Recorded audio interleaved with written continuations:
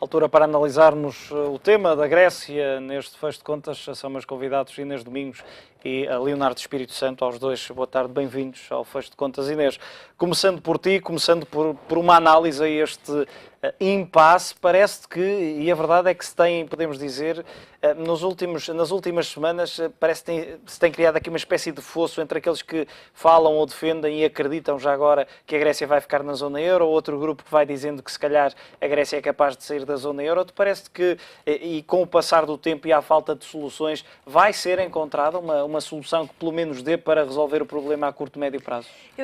Eu acho que há duas questões neste momento. O problema crucial, há vários problemas com a Grécia e na relação que tem com a Europa. O problema assim mais premente que existe neste momento é saber se a Grécia vai fazer default ou não, antes mesmo de saber se vai sair da zona euro. Portanto, a pergunta crucial e que os mercados estão bastante preocupados agora neste momento é saber se a Grécia vai fazer o pagamento ao FMI.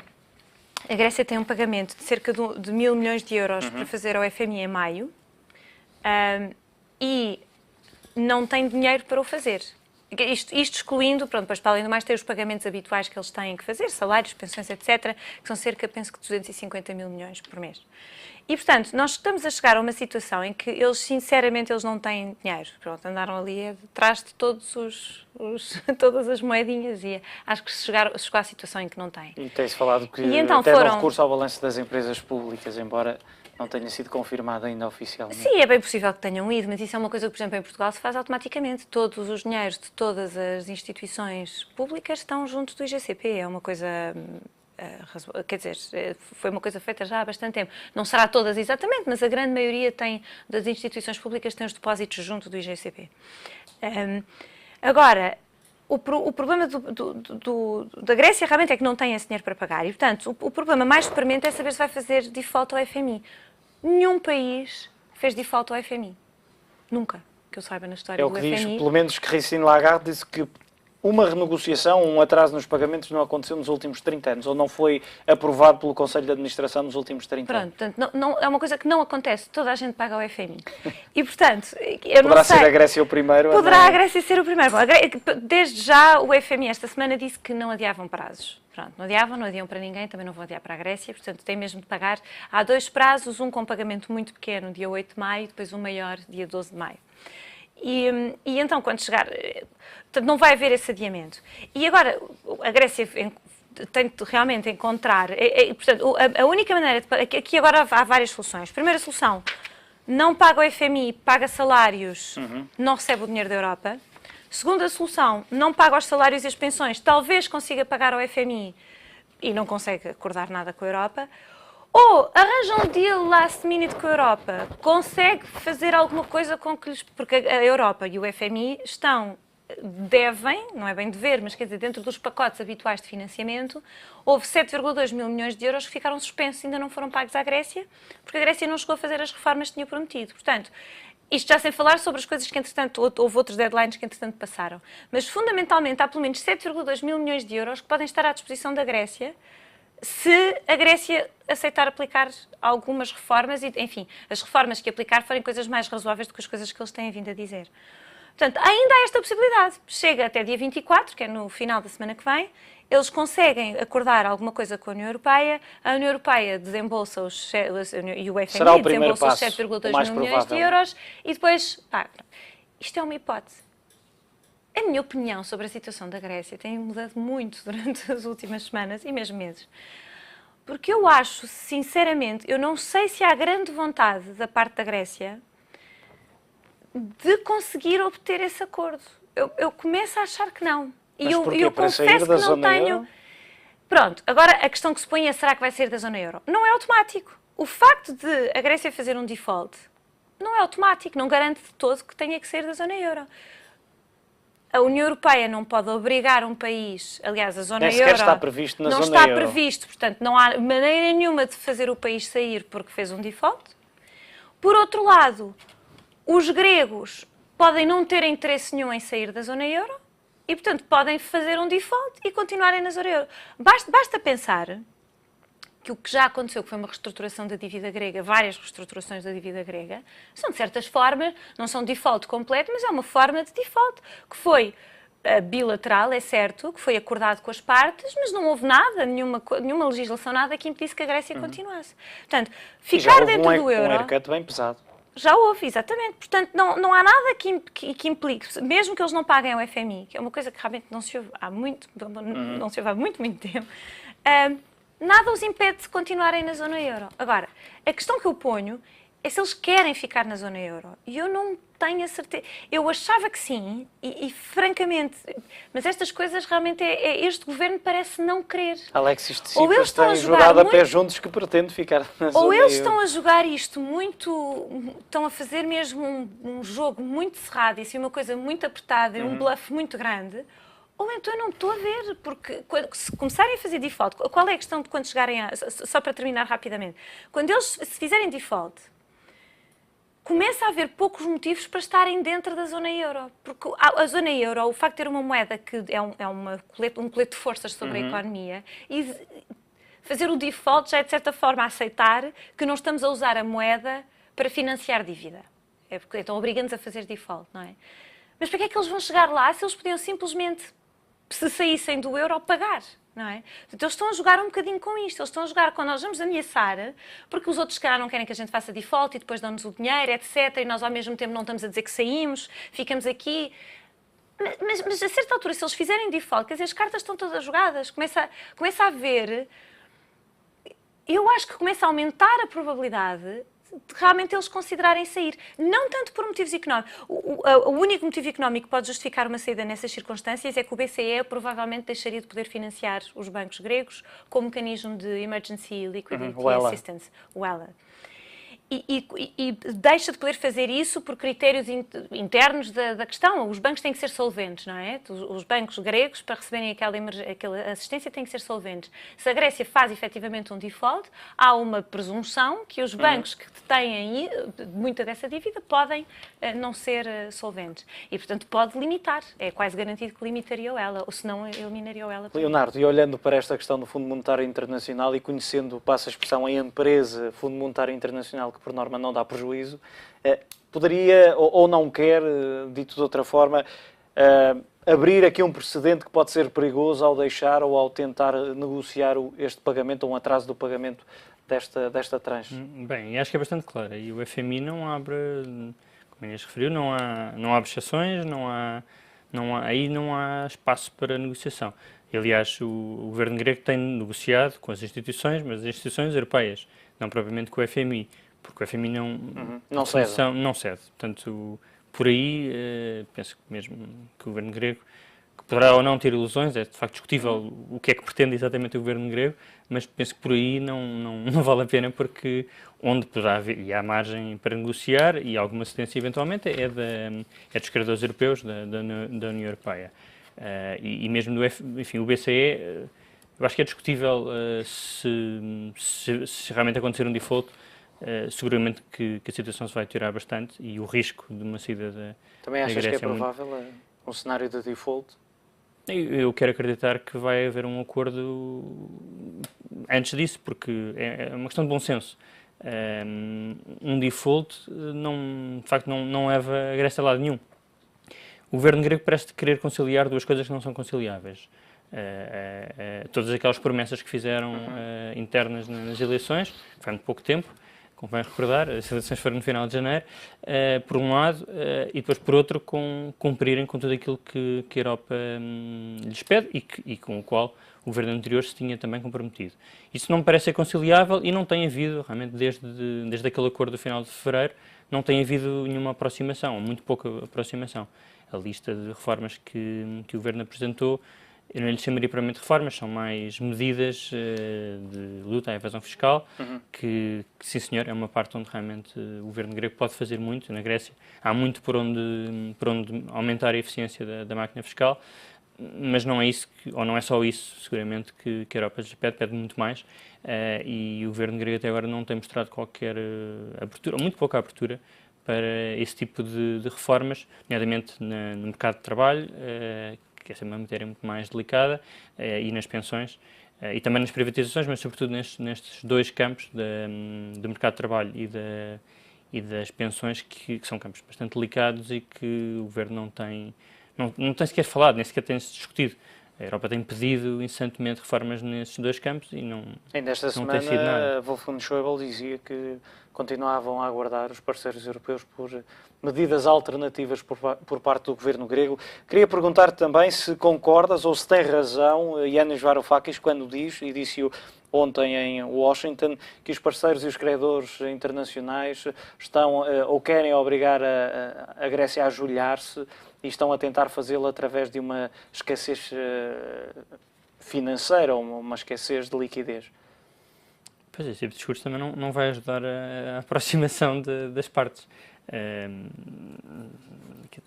São duas posições que parecem inconciliáveis. Porque a verdade é que as mensagens que temos ouvido por parte do governo grego, tivemos esta, e claro que têm vendido aquilo que em jornalismo chamamos os soundbites, que é aquela mensagem que fica e depois é retransmitida consecutivamente e que fica no ar. Foi essa de Varoufakis, tivemos de Tsipras a dizer que o país quer comprometer-se sem ficar comprometido, e depois tínhamos o Ministro da Defesa a dizer também no início da semana qualquer coisa como estamos dispostos a tomar medidas, mas sem ajustamento, ou não queremos fazer o ajustamento que nos pedem, portanto. Como é que isso é fazível, é execuível, realmente não se percebe. Para além de um discurso que é um bocadinho de antagonismo em relação à Europa, com visitas a Moscovo, com também referência... pensas, como dizia a Inês, que levantou essa questão, que poderá haver a intenção, nesta altura escondida, da Grécia querer sair da zona euro, ou querer ser expulsa da zona euro? Eu acho que não, sinceramente acho que não, porque há uma avassaladora maioria na Grécia que pretende manter-se no euro. E segundo as últimas sondagens, até aumentou um pouco mais. E o mandato que o Syriza tem das eleições não é para sair do euro.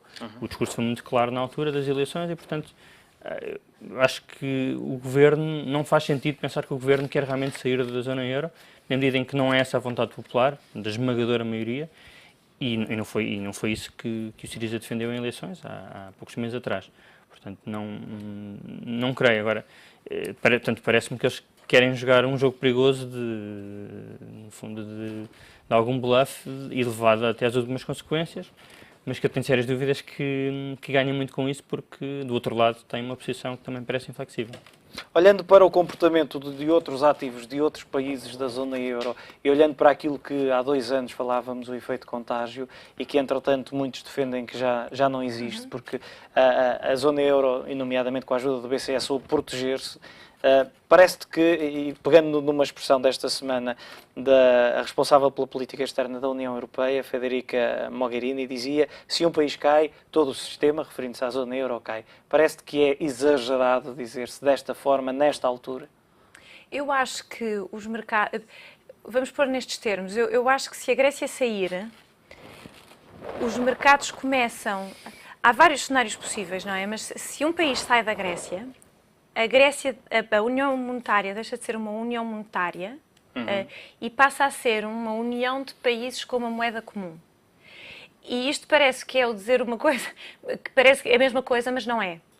E eu acho que não é porque houve uma tentativa de fazer uma união de países com uma moeda próxima, ou que flutuava em bandas muito estritas, e que não funcionou mesmo nada bem. Aliás, foi por isso que agora, quando chegou à questão do euro, em vez de haver uma tentativa, na altura já se tinha feito, no princípio dos anos 90, era uma tentativa de ter umas bandas em que os países... Aliás, aquilo começou bastante antes, mas Portugal penso que só entrou no princípio dos anos 90.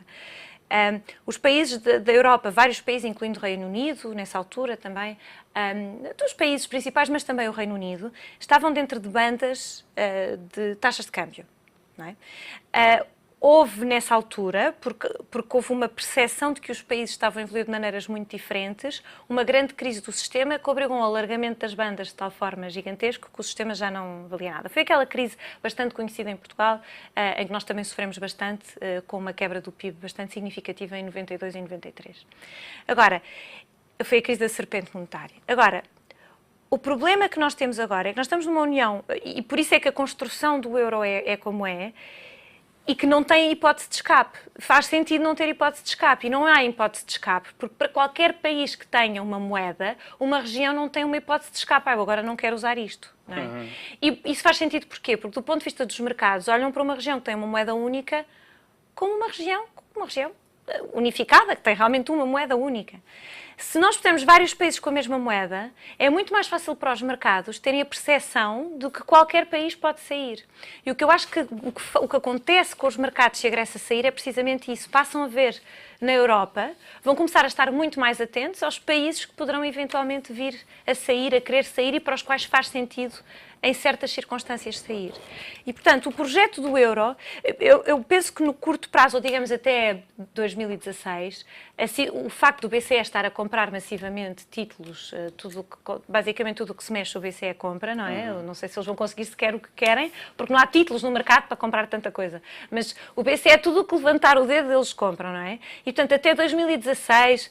E nos anos seguintes, a não ser que haja uma transformação radical da política monetária, provavelmente a situação está mais ou menos segura. Mas no médio prazo, a Grécia sair é, na minha opinião, bastante mau para o euro. Agora, até porque obrigaria certamente, e mesmo com a escassez de que falavas, obrigaria o BCE a estar ainda mais ativo para controlar as taxas. Pronto, o BCE teria de estar muito mais ativo, mas eu acho que, sobretudo, quando os mercados têm a percepção de que o que tem feito com que a zona euro se tenha mantido, na minha opinião, há uma questão muito política no meio disto tudo. Apesar desta grande crise, apesar de toda a crise que nós vimos que aconteceu na Grécia, a certa altura havia não sei quantos países com programas de ajustamento, mais a Espanha que tinha um programa específico, e apesar de tudo isto, o euro, com todos os problemas que teve, os mercados acreditavam que o euro é uma moeda única. E eu acho que foi e acho que isto foi muito fruto de uma vontade política de nós queremos manter o euro. Ninguém quer que nenhum país saia do euro porque nós queremos manter o euro. A partir do momento em que um país sai do euro, existe um vislumbre de uma possibilidade que outros países possam eventualmente fazê-lo ou queiram fazê-lo, e eu acho que isso acaba por ser muito perigoso. Eu não estou a dizer aqui, eu não tenho uma opinião muito... Eu tendencialmente prefiro... eu prefiro que exista o euro e prefiro que Portugal esteja dentro do euro tendencialmente, reconhecendo os problemas que há, porque existem problemas no facto de nós termos uma moeda que provavelmente é demasiado forte para aquilo que nós devíamos ter. E tem outros, mas pronto, tem esse. Mas eu prefiro Portugal dentro da União Monetária. Agora, independentemente de uma pessoa gostar ou não gostar do euro, o desmembramento do euro, como em qualquer situação, teria um impacto, pelo menos digamos, no curto a médio prazo, um prazo de 3, 5 anos, um impacto bastante negativo sobre muitas economias. E, portanto, eu acho que quando pensamos nisto tudo, não é só pensar, a Grécia... Eu acho que a opinião de muita gente é que quando a Grécia sai, o resto dos países da União Monetária estão mais fortes e mais unidos e, portanto, o euro torna-se mais forte. Eu não me parece de todo que seja o caso. Eu acho que há um grande perigo na percepção de que os mercados podem ter do que será o futuro. Leonardo, e a verdade é que se olharmos para o mercado secundário de dívida e mesmo para as emissões no mercado primário, não fosse esta intervenção massiva começada há pouco mais de um mês por parte do BCE e provavelmente perante este cenário teríamos uma realidade bastante diferente. Porque para já aquilo que vão dizendo é os juros estão muito baixos e até os próprios credit default swaps, porque a verdade é que ninguém acredita muito que a Grécia vá sair da zona euro, mas se calhar também ou é ainda mais verdade que se não fosse o BCE, provavelmente já teríamos um mercado de dívida bem mais atribulado. Seguramente, sim, não há a mínima dúvida disso. Tem-se discutido muito nas últimas semanas, aliás, desde o início do ano, a questão do contágio da Grécia em relação aos outros países, que não se tem verificado. O mercado só começou realmente a questionar verdadeiramente ontem, mas esta questão já nos acompanha há muito tempo, portanto não vem exatamente de ontem, e mesmo a reação de ontem e hoje, enfim, se virmos à luz de outros momentos de crise, é realmente moderado. Isto porque realmente há o BCE, que há alguns meses atrás era uma expectativa ou uma esperança, e agora é efetivo, o BCE já está a comprar um montante muito elevado, provavelmente até nem vai conseguir comprar todo aquele montante que prometeu e, portanto, há um conforto muito grande, por pior que seja o cenário, no curto médio prazo. Estou de acordo que nos próximos meses ou até anos a zona euro vai sobreviver e vai sobreviver relativamente bem e provavelmente até mais unidos, a ter que aumentar o nível de integração e de backstops que existe dentro da zona euro. Portanto, o que me preocupa mais verdadeiramente também é o médio e longo prazo. Porque a Basicamente, quando realidade, tivermos a próxima recessão. eu hoje lia uma análise ao mercado secundário de dívida e o desagrado, chamemos-lhe assim, a parte negativa do dia de hoje era o facto da yield sobre a dívida portuguesa há 10 anos no mercado secundário ter ultrapassado novamente a barreira dos 2%. Claro. Quer dizer, se não fosse o efeito Draghi ou quantitative easing da zona euro ou do BCE... Provavelmente nem tinham descido abaixo dos 10%, não é? Estariam, se calhar, bastante acima, assim Sim, como, claro. quando falamos de Portugal, também falamos de Espanha, falamos de Itália. Sim, até porque Portugal é o well... Portanto, houve aqui uma grande revolução e as pessoas a realidade, o ponto de partida já é outro. Claro. Portugal, se a Grécia sair, é o elo mais fraco a seguir, não é? Portanto, e aquela mentalidade... Era isso que dizia Noriel Rubini aqui há algum tempo. As pessoas estão a esquecer há 2 ou 3 anos... que ainda a Grécia dizia que esta questão do efeito contágio não estava nada eliminada, porque caindo a Grécia, mesmo com estas políticas do BCE, os investidores iriam olhar imediatamente, e ele especificou o caso português. Pois, Portugal é claramente, aí não há dúvidas, que seria o seguinte no sentido em que passaria a ser o elo mais fraco, não estando a Grécia dentro da zona euro. Enfim, pode haver várias opiniões, como é óbvio, mas eu acho que o BCE teria provavelmente uma atitude ainda mais agressiva do que já tem, do que já anunciou, portanto, poderia até acelerar as compras e portanto, haver bastante conforto e as taxas não subirem demasiado, e manterem-se dentro de níveis que são muito favoráveis ao financiamento dos países mais fracos, como é o caso de Portugal. Há uma análise muito interessante que eu queria trazer para esta conversa também, que é do Warren Buffett, aliás reconhecido pelos seus investimentos. Aqui há umas semanas dizia, e em linha com aquilo que também falavas, do facto de ser uma união monetária ou uma série de países, um conjunto de países que partilhavam a mesma moeda, dizia que a zona euro, estou a citá-lo, é um conceito frágil. E curiosamente dizia que era melhor a saída da Grécia do que a sua permanência na zona euro, porque iria criar aqui uma série de questões, porque estamos a falar de um membro, e dizia ele, que desafia as regras e os acordos assinados. É uma leitura interessante. Portanto, é o rebelde do grupo, no fundo. E que obriga, enfim, nós na nossa vida também precisamos de nos questionar e para evoluir, não é? Para conseguir suplantar melhor os nossos desafios, precisamos de que eles apareçam e é com as contrariedades que se cresce. Enfim, aqui penso que seja uma leitura semelhante e que será pertinente. Inês, é curiosa esta análise e vinda do Warren Buffett, naturalmente, ganha outro relevo e outro peso. É verdade. Não, mas eu acho que há uma certa complacência. Eu nitidamente acho que nós estamos numa situação de alguma complacência relativamente ao impacto que a saída da Grécia pode ter. E acho que o que eu acho é que os mercados não estão preparados para... A construção do euro é uma construção realmente frágil, porque não tem a mesma força por trás de uma economia completamente unida, não é? E, portanto, eu concordo com o que estava a dizer o Leonardo agora mesmo, que para sair desta crise vai ser preciso, aqui ou saímos, ou acaba este sistema, ou então vai ter que haver realmente uma integração muito mais forte a outros níveis. Porque a única maneira de ter uma moeda única é ter realmente uma economia mais próxima, nem sequer é preciso, mas é preciso certamente que os mecanismos de ajustamento sejam mais fáceis. E neste momento não são nada fáceis os mecanismos de ajustamento dentro do euro. E portanto eu acho que a construção desta zona euro é uma... Pronto, é uma questão quase filosófica, é uma espécie de um híbrido que ainda, ao fim de todos estes anos, com uma crise que realmente foi séria, mas foi a primeira crise, foi muito afetada. Portanto, acho que é preciso repensar o que é que vai ser o futuro. Moscovici dizia também esta semana que está a ser subestimado o impacto de uma possível saída da Grécia da zona euro. Ele disse subestimado? Subestimado. Eu concordo. Sobreestimado. Não, eu concordo inteiramente, mas eu acho que isso é o efeito do BCE.